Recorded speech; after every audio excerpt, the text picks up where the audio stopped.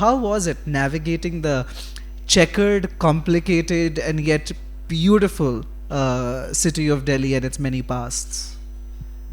I am not an expert on Delhi at all. I've never lived there. I've often visited. I've been visiting for 20 years, and sort of piecemeal put together a picture of the city. And of course, even in those 20 years, it's changed so much. But what hasn't changed, of course, is bits of old Delhi, the Mughal monuments, the ruins.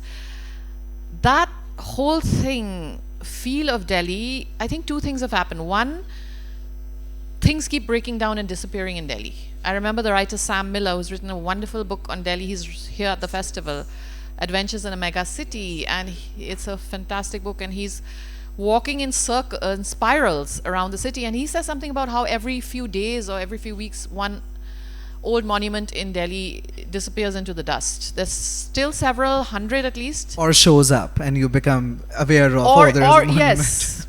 You turn a corner, you look around a bush, and there's some piece of the past sticking out. But things are falling apart all the time. So in these years that I've been visiting, I don't know how much of that has happened. A lot of that has happened, obviously. But there's also more interest in the heritage. You know, in the early days when I used to come here, there were no walks or heritage sort of awareness things. And now there's much more. There are people who'll take you around anywhere you want to go. And there's a belated sort of passion for the old city. Yes. And there are many wonderful books on the city that a novelist can draw on. I didn't directly draw on anything, but just good writing on a city is always a joy to read. So yeah, so there was that fascination, but of course it's also a brutal city. It's also a city which is driven by power and money in a way that no other Indian city is. So I needed Alif to feel that alienation also, right? I mean, on a smoggy winter day when you're feeling like you can see the end of your life before your eyes because the air is so bad, and you're also feeling alienated by how everything is driven by these two things. You can't really relate even to people in your own family or in your friend circle. So that bleakness of Delhi is very special.